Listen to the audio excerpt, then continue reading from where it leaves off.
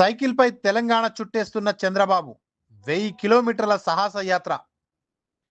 తెలంగాణపై అభిమానంతో చిత్తూరు జిల్లా తిరుపతికి చెందిన తెలుగు లెక్చరర్ చంద్రబాబు రాష్ట్ర వ్యాప్తంగా సైకిల్ యాత్రను కొనసాగిస్తున్నారు.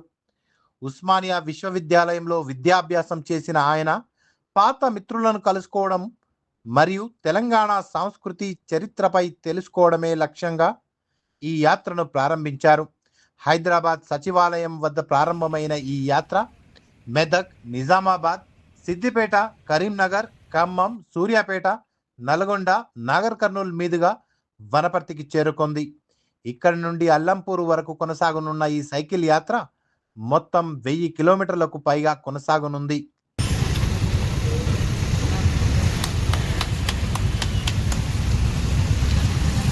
నా పేరు చంద్రబాబు, మాది చిత్తూరు జిల్లా తిరుపతి. నేను కుప్పంలో తెలుగు లెక్చరర్గా, డిగ్రీ లెక్చరర్గా పనిచేస్తా ఉన్నాను.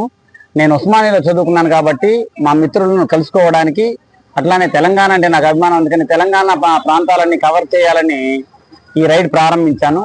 హైదరాబాద్ సెక్రటేరియట్ నుంచి రైడ్ ప్రారంభించాను. దాదాపు 1000 కిలోమీటర్ల పైగా ఈ రైడ్ ఇప్పటి వరకు జరిగింది.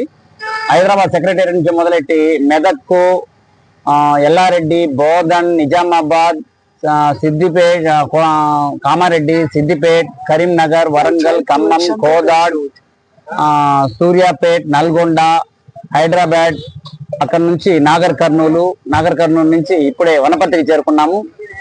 ఇలా మిత్రులను కలుసుకుంటూ తెలంగాణలోని పల్లెల గుండా వెళ్తూ ప్రయాణం చేయాలని ముందు నుంచి అనుకున్నాను. తెలంగాణలో నేను ఉస్మానియాలో 2005-7లో పీజీ చేశాను.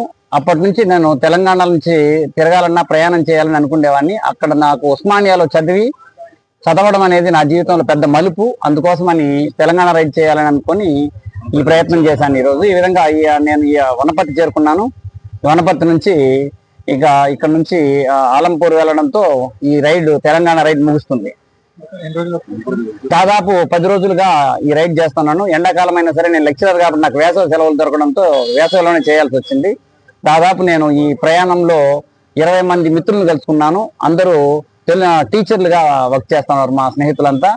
హైదరాబాద్లో అయితే కొంతమంది లెక్చరర్లని, ఏఎస్ఓల్ని, డిప్యూటీ కమిషనర్ని, డిప్యూటీ కలెక్టర్లని, అట్లాంటి ఫ్రెండ్స్ అంతా ఉన్నారు. వాళ్ళందరినీ